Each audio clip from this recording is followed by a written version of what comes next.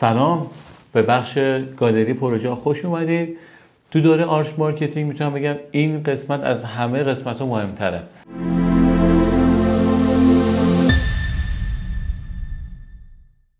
یعنی ما بیشترین گیر و مشکلات کاربراتون گالری‌فایی که جلسه پیش گفتم دیدیم که میان تو گالری پروژه ها، تو صفحه پروژه ها نگاه میکنن بعد میرن بیرون، یا اینکه مثلا توی پروژه میبینن کافی نیست، عکس‌ها خوب نیست، میرفتن بیرون.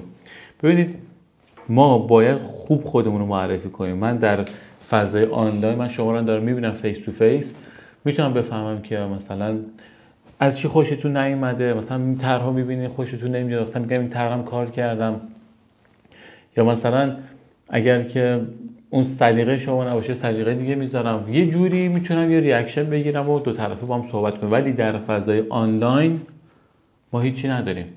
تمام اهرم فشارم تو گالری پروژه هاست و حالا اباوت هاست که اونم درباره ما خیلی مهم میشه که طرف خود ببینه که با چه مجموعی داره کار میکنن.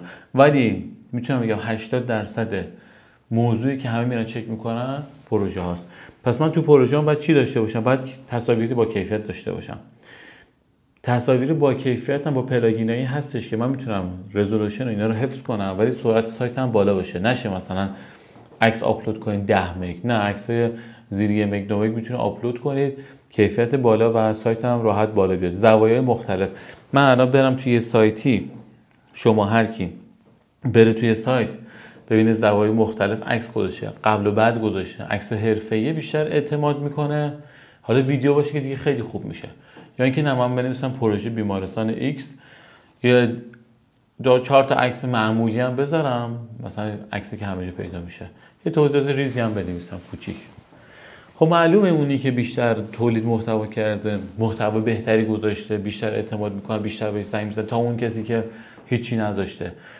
این موضوع رو جدی بگیرین. یعنی ما اون فیلمای یوزرها رو میدیم رو سایتمون چه برخوردی میکردن، میمن نگاه میکردن، چون دیتا ما کم بود اعتماد نمیکردن و میرفتن. حتما ویدیو بذارید. ویدیوتون هم میتونه یه جوری باشه که حالا خودتون صحبت کنید، یا یه لوگوتون باشه که طرف اعتمادش جذب بشه، چه داخل ایران چه خارج از ایران.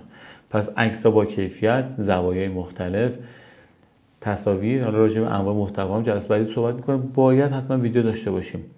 ببینید پست پروداکشن، من میتونم یه رندر خیلی معمولی یا همینجوری بندازم تو سایتم، یا اینکه میتونم پست پروداکشن درست کنم. ببینید حتما شما برین به نظرم یه روز وقت بذارین رندرهای شرکت‌های حرفه‌ای رو ببینید.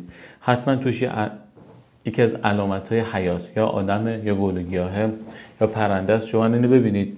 سمت چپی رندر معمولیه که حالا نورش حالا کاری نداریم، ولی سمت راستیه پست پروداکشن کار شده روش. بگم نمی‌خوام چه 4 ساعت وقت ببره.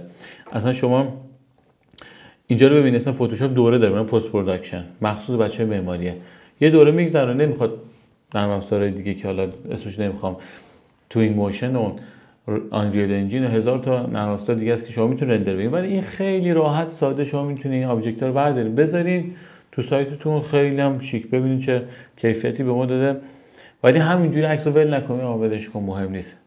خیلی فرق کاره و 100% میتونه شما رو توی اون زمینه موفق کنه.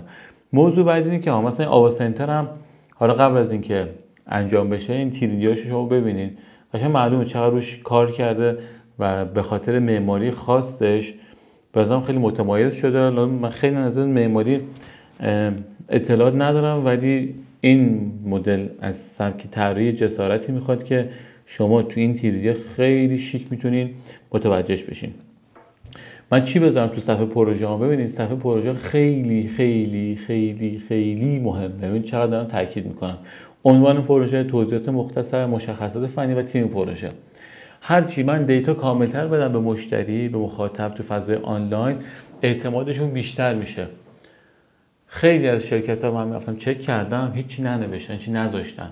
حالا بماند که موضوع استوارم راجعش صحبت میکنیم جلوتر. خب وقتی استوا نشه من چجوری شما رو پیدا کنم؟ خیلی از معمار سرشناسی ما هیچ اثری ازشون نیست. قضیه هم خسرو شکیبایی که صحبت کردیم. پس من باید اینا رو داشته باشم. این مثلا نمونه‌ای که ما تو خارج انجام دادیم، یه بریفه. آقا مثلا یه هتل تو لندن که ما داریم کاراشو انجام میدیم، لوکیشنش هست، ما حتی لوکیشن رو بزنیم مثلا میره توی اون جایی که انجام شده، چون کل دنیا مثلا میگه لندن، مثلا میگه پروژه کجا، مثلا تهران. خب کجای تهرانه؟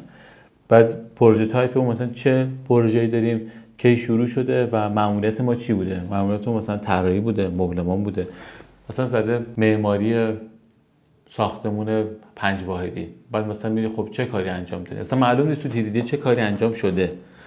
خب شما هر کسی کار معماری هم میخوایم بکنیم، میگه که آقا ببینم نمونه کار چی بوده، چیکار کردیم. مثلا مشتری ما میاد پای پروژه میپرسیدن گفتن این کارو مثلا مهندس فلانی انجام داده، آدمایی که اونجا بودن مثلا میگفتن آره یا نه. کاتالوگ هم بذارین، کاتالوگ مثلا ما این کار انجام دادیم، کاتالوگش این کارا رو انجام شده. حالا اوکی مشتری میگه من نمیخوام این کانسپت من باشه، معمولا ما برای هر پروژه فکر میکنم مثلا ما 2 تا طرح حداقل میذاریم، حداقل 2 تا، اونی که مشتری انتخاب نکرده بذاریم، اونی که خوشش نیومده بذاریم، یه چیز دیگه بذاریم، ولی بذارین، چون همون اون طرف ور میداره میبره نشون میده به همسرش، به همکارش، تو سازمانش، به پیمانکار، به همین ور نشون میده. ما یه چیزی دستم باشه ببرم نشون بدم که مثلا پیجو بفرستم یا پیج اسکرین شات بگیره بذار تو جلسه ببره نشون بدم. موضوع پلنه. من وقتی پلن یه پروژه رو داشته باشم، شما با من اعتماد میکنی، یا وقتی پلن نداشته باشم، ببین خیلی چیزای ساده و پیش پا افتاده، خیلی کار خاصی نمیخوام انجام بدیم، ولی اصلا از اون ور میبینی که او چقدر تاثیر داره. خب بگم آقا پلنش هم اینه، همچین پلنی طراحی کرده، نمیخوام همه رو بزنم، یه پلن معمولی بزنم که فقط نشون بده با متناسب با اون فضا ما برداشتیم طراحی کردیم. و دوباره راجع به کانسپت صحبت میکنیم، عکساشو میذاریم، متناشو میذاریم، صحبت میکنیم، ویدیو میذاریم. من ویدیوشو نذاشتم اینجا، ویدیو میذاریم و هر چی این قسمت کاملتر باشه طرف میاد ساعت ها تو سایت شماست و داره پروژه‌هاتون رو چک میکنه و همونجا میگه خب اینا حرفه‌این، پس من باید با اینا کار کنم. منم که به اینا احتیاج دارم، نه اونا به من، مثلا پروژه من احتیاج داشته باشن. پرزنت کردن اینقدر تاثیر داره. و موضوع بعدی هم که دسته‌بندی کنید پروژه‌مون. حالا بر اساس خودتون، نوع پروژه میتونه مسکونی، اداری، تجاری باشه، بر اساس سبک معماری می‌خوایم دسته‌بندی کنیم یا بر اساس سال اجرا.